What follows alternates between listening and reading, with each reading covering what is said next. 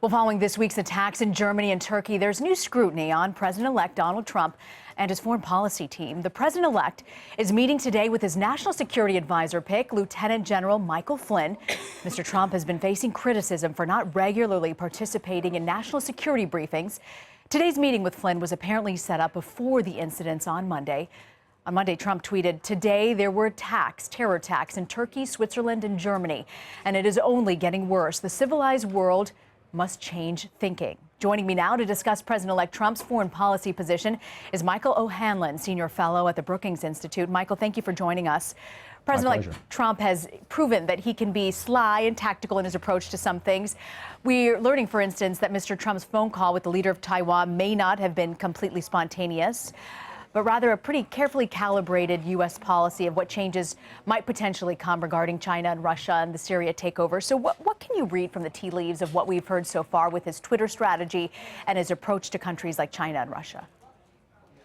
Well, it's a great question. You know, I thought you were going to ask about this week in Flynn and the fact that he's having a long meeting rather than daily briefings, and I think that's fine, personally, as long as there are enough of those longer meetings to give him some deeper dives into some key subjects. But coming to the issue of China and also Russia, as you know, he's staked out some pretty strong positions on both those countries during the campaign. And while he has walked back or modified a number of his views since becoming elected president, nonetheless, we've heard a general consistency on Russia and China. And so I'm not so worried about whether he's, expressing that view through Twitter or some other mechanism. I'm more concerned about how he developed the view in the first place and how much time he's spending deepening his knowledge, rethinking the policies. I don't think he's necessarily wrong on either country. He wants to be, if possible, more cooperative with President Putin. He wants to be a little tougher on the economic front with China. And I think those two sentiments are not necessarily unwelcome, but they are not adequate, clearly, as bases for policy. And you could very easily get, very disappointed in the U.S.-Russia relationship very fast if you're banking too much on Vladimir Putin. And you could also get into a serious economic disruption if you handle the U.S.-China relationship the wrong way. So I guess my bottom line is I'm less worried about how he's tweeting. I'm more worried about whether he's spending enough time deepening his knowledge and his strategies for those two countries. Well, we know, Michael, that he is unpredictable, and we just don't know what his foreign policy will look like. We know James Hohmann of the Washington Post is comparing that his language, Donald Trump's, to Richard Nixon's madman theory of foreign policy. Do you agree with that parallel, and what are some of the implications of actually utilizing a strategy like that? Well, as you know, the madman strategy of Nixon, so to speak, was, in Nixon's case, a very sort of Machiavellian approach with, Henry Kissinger as his top aide and Nixon himself, whether you liked him or not, a pretty bright guy and pretty experienced in foreign policy by the time he became president. And so the concept there was to deliberately look a little crazy or unpredictable, knowing full well that you've got a strategy that ultimately, is not going to go off the tracks entirely, but you're trying to create some doubt and even a little bit of fear in your rival. And to me, that's sort of the way Vladimir Putin behaves today. He generally seems to know where he's going. He's probably not going to launch a big war against a major power, but by seeming a little bit extremist or irrational or doing something quick, like the little green men seizing Crimea, he creates facts and then we have to adapt. Donald Trump may not be in the same category as these two individuals, and I don't want to compare Nixon and Putin too much, but Trump strikes me as not a person who calculates how to use the madman, appearance for effect.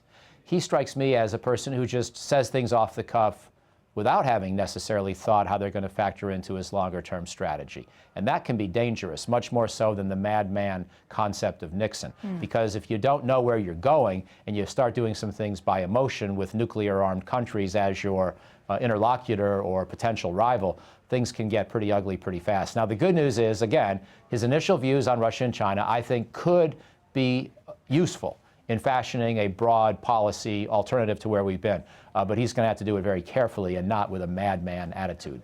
I want to ask you about meetings that are taking place right now in Moscow with Russia, Turkey, Iran, and Syria. What's the significance that neither the U.S. nor any Western power were invited to that meeting? there are a couple things to say. One, these meetings aren't going to succeed in bringing peace to Syria without a broader representation of countries, including the Arab countries of the broader Middle East. Jordan, the Gulf states who have been funding the opposition to Assad. And so you're just not going to get a peace deal that sticks with Turkey, Iran, and Russia.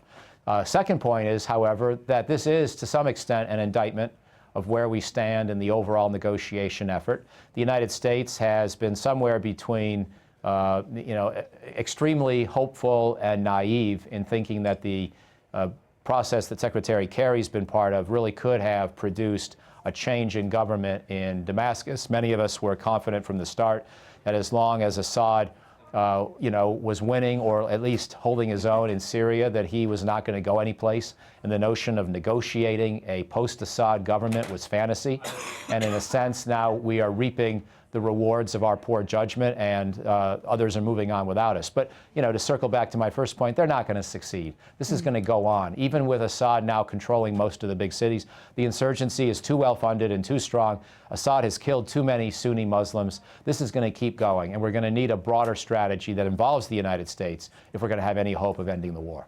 Is it naive, Michael, to think that possibly the relationship with Russia could change with the Donald Trump presidency, and that could maybe mean to a big difference in the war in Syria?